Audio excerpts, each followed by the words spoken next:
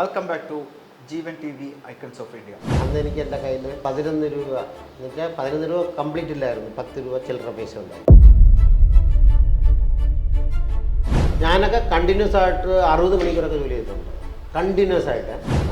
ഇപ്പൊ പറയാറുണ്ട് കർമ്മ എന്ന് പറയുന്നത് റബ്ബർ പന്ത് പോലെയാണ്, അതിനേക്കാളും സ്പീഡിൽ അത് തിരിച്ചു വരുന്നത്. ഏതാണ്ട് 47 വർഷങ്ങൾക്ക് മുമ്പ് നമ്മുടെ കൊച്ചു കേരളത്തിന്റെ തലസ്ഥാനമായ തിരുവനന്തപുരത്തെ പാറശാലയിൽ നിന്ന് ജോലി ആവശ്യാർത്ഥം ഈ മുംബൈ മഹാനഗരത്തിലെത്തി.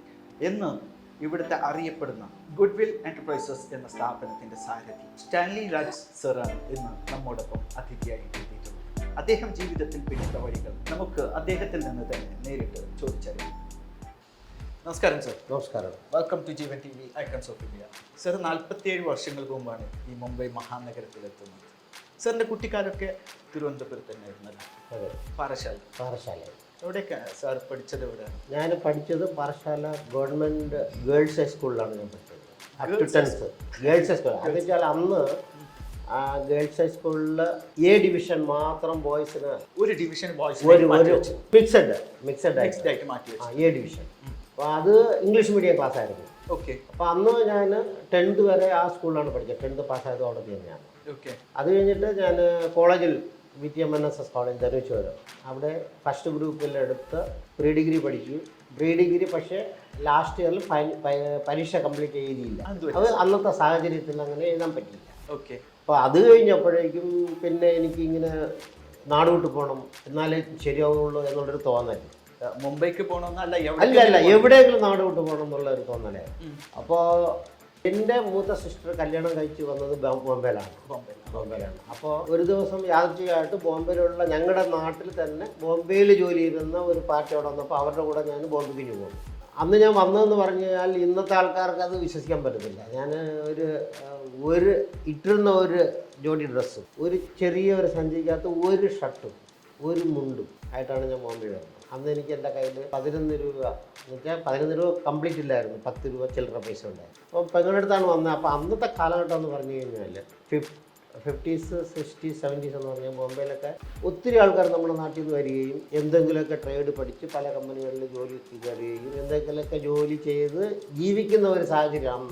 ആരും അന്നും അത്ര വലിയ പൈസക്കാരോ അങ്ങനെ ഒന്നുമില്ലായിരുന്നു. അതിൻ്റെതായിട്ടുള്ള ബുദ്ധിമുട്ട് എനിക്ക് ബോംബെയിലും ഉണ്ടായിരുന്നു. അത്യാവശ്യം ജീവിച്ചു പോകും. അപ്പോൾ എൻ്റെ മനസ്സിലൊരു മോഹം എന്ന് പറഞ്ഞു കഴിഞ്ഞാൽ എനിക്കിതുപോലെ ഒരു ബിസിനസ് ചെയ്യണം. ഇതൊരു 79 80s ആയപ്പോഴേക്കും എനിക്കിത് വലിയ ആംബിഷനായിട്ട് മാറി. ഞാനൊക്കെ കണ്ടിന്യൂസ് ആയിട്ട് 60 മണിക്കൂറൊക്കെ ജോലി ചെയ്തിട്ടുണ്ട്, കണ്ടിന്യൂസ് ആയിട്ട്.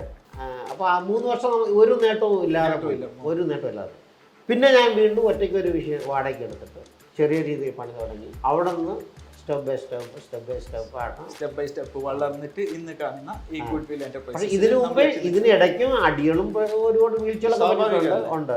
പിന്നെ ഞാൻ ഒരു വർഷം കഴിഞ്ഞപ്പോഴേ എൻ്റെ ഇൻറ്റിമേറ്റ് ഫ്രണ്ട്, ഞങ്ങൾ ഒന്നിച്ച് ബാച്ചിലേഴ്സായിട്ട് താമസിച്ചിരുന്ന കൂട്ടുകാരൻ, കൊല്ലത്തുകാരൻ, പുള്ളി ഇപ്പം ജീവിച്ചിരിക്കില്ല. ഞങ്ങൾ രണ്ടുപേരും കൂടെ ചേർന്നിട്ട് ഫാക്ടറി സ്റ്റാർട്ട് ചെയ്തു. അപ്പോൾ അത് കഴിഞ്ഞിട്ട് എനിക്ക് 92-ൽ സൗദിയിലേക്ക് ഒരു കമ്പനിയിൽ, ഒരു അമേരിക്കൻ കമ്പനിയിൽ എനിക്കൊരു ചാൻസ് കിട്ടി. അത് എൻ്റെ കൂട്ടുകാർ, ഞങ്ങളിവിടെ നിന്ന് 270 പേരെ ഇൻ്റർവ്യൂ ചെയ്തതിനകത്ത് ആദ്യം എനിക്ക് വന്ന ലിസ്റ്റ് എൻ്റെ പേരാണ് ആദ്യം അതിനകത്ത് വന്നത്. നമുക്ക് ഇൻവെസ്റ്റ് ചെയ്യാൻ പൈസ ഇല്ലല്ലോ. ഞങ്ങൾ പലിശയ്ക്കും അവിടെ നിന്നും ഇവിടെ നിന്നും ഒക്കെ പൈസകൾ എടുത്തിട്ടാണ് നമ്മൾ ബിസിനസ് ചെയ്യുന്നത്. അതിനകത്ത് നിന്ന് വീട്ടിലെ കാര്യങ്ങൾ നടക്കണം, നമ്മുടെ കാര്യം നടക്കണം, അങ്ങനെ. അപ്പോൾ അങ്ങനെ ഞാൻ വിചാരിച്ചു 2 വർഷം അവിടെ പോയിട്ട് വന്നിട്ട് കുറച്ചുകൂടി ഡെവലപ്പ് ചെയ്യാമെന്ന് പറഞ്ഞിട്ട് ഞാൻ പോയതാണ്. 2 വർഷം കഴിഞ്ഞപ്പോഴേക്കും കൂട്ടുകാരനെ കൊണ്ട് അത്രയും നല്ല രീതിയിൽ മെച്ചമായിട്ട് കമ്പനി നടക്കാൻ പറ്റില്ല. അത് കുറച്ച് തവണ അങ്ങനെ പിന്നെ ഞാൻ 8 വർഷം അവിടെ നിന്ന്. പിന്നെ ഞാൻ 2000-ലാണ് 8 വർഷം എന്നുവെച്ചാൽ എല്ലാ വർഷവും വരികയൊക്കെ ചെയ്യുമായിരുന്നു. 2000 ആയപ്പോഴേക്കും എനിക്കൊരു മകൻ ജനിച്ചപ്പോൾ എനിക്ക് മനസ്സിൽ തോന്നി, ഇനി നമുക്ക് സൗദി നിൽക്കണ്ട, നമുക്ക് നാട്ടിൽ നിന്നിട്ട് എനിക്ക് പഴയ അറിയാവുന്ന തൊഴിലുകളായിരുന്നു ചെയ്യാമെന്ന് പറഞ്ഞിട്ട്. അങ്ങനെ ഞാൻ 2000 വന്നിട്ട് വീണ്ടും ഈ ഫാക്ടറി സ്റ്റാർട്ട് ചെയ്തു. അങ്ങനെ ഇവിടെ വന്നു. 2000 വന്നിട്ട് വീണ്ടും 2 മെഷീൻ സ്റ്റാർട്ട് ചെയ്തതാണ്. ഇന്ന് എനിക്ക് ഒരു 10-18 മെഷീനറീസ് ഉണ്ട്. ഈ സ്ഥലം സ്വന്തമായി MIDCയുടെ ആണ്, മഹാരാഷ്ട്ര ഇൻഡസ്ട്രിയൽ ഡെവലപ്മെൻറ്റ് കോർപ്പറേഷനാണ്. ഈ പ്ലോട്ട് എനിക്ക് സ്വന്തമായിട്ടുണ്ട്.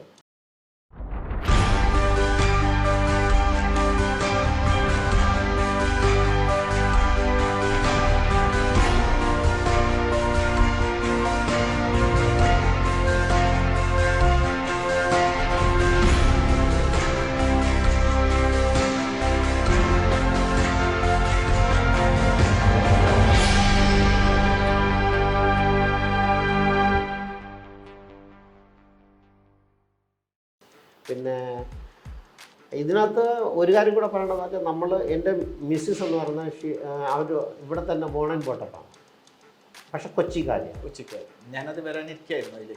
കൊച്ചിക്കാരിയാണ്, ഇവിടെ ബോൺ ആൻഡ് ബോട്ടം. പക്ഷെ അവരുടെ സപ്പോർട്ട് എന്ന് പറഞ്ഞാൽ എനിക്കുണ്ടല്ലോ, ഒരിക്കലും എൻ്റെ കുഞ്ഞുങ്ങളുടെ ആവശ്യത്തിന് വേണ്ടിയിട്ടോ വിദ്യാഭ്യാസത്തിൻ്റെ ആവശ്യത്തിന് വേണ്ടിയിട്ടോ പ്രത്യേകിച്ച് അതിനുവേണ്ടി എനിക്ക് ടൈം എടുക്കേണ്ട ആവശ്യം വന്നിട്ടില്ല.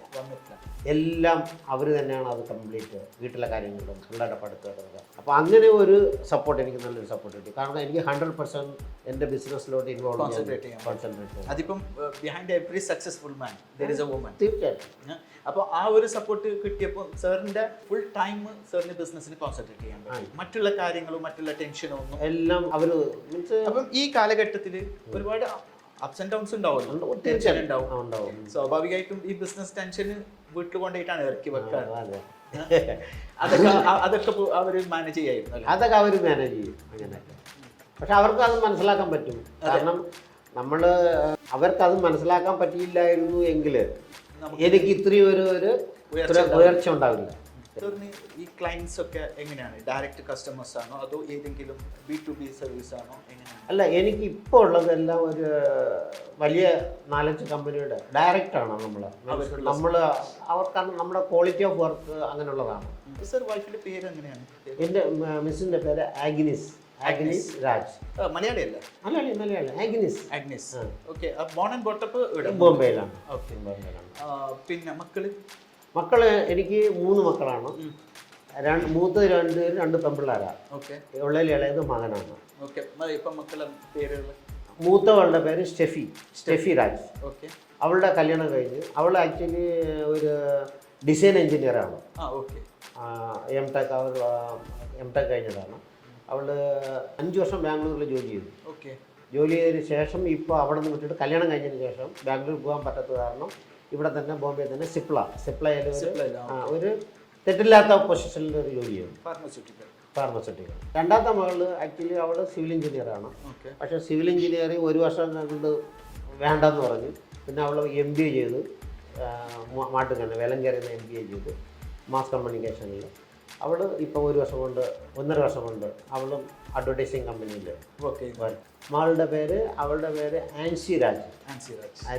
പിന്നെ മകൻ ആഗ്നൽ രാജ്. അപ്പോൾ അവനാണ് അവൻ എൻജിനീയറിങ് കഴിഞ്ഞു.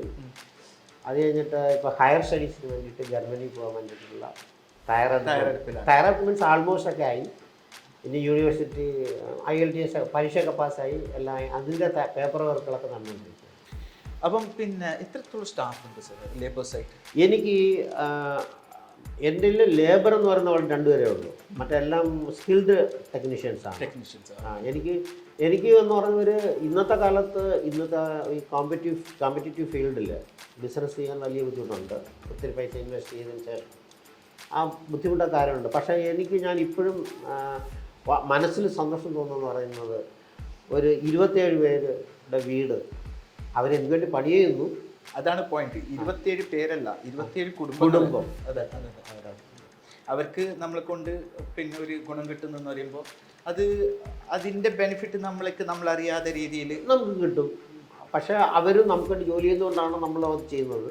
പക്ഷേ എന്നാലും തെറ്റില്ലാത്ത രീതിയിൽ അവർക്ക് വേണ്ടുന്ന കാര്യങ്ങൾ, മറ്റുള്ള ബെനിഫിറ്റ്സ്, PF, ESI. ഇപ്പോൾ പറയാറുണ്ട് കർമ്മ എന്ന് പറയുന്നത് റബ്ബർ പന്ത് പോലെയാണ്. അപ്പോൾ അതിനേക്കാളും സ്പീഡിൽ അത് തിരിച്ചു വരുന്നുണ്ട്. അപ്പോൾ നമ്മുടെ താഴെയുള്ളവർക്ക് നല്ലത് ചെയ്തു കൊടുത്താൽ സ്വാഭാവികമായിട്ടും ആ നന്മ നമുക്ക് നമ്മുടെ കുടുംബത്തിലേക്ക് അത് തീർച്ചയായിട്ടും.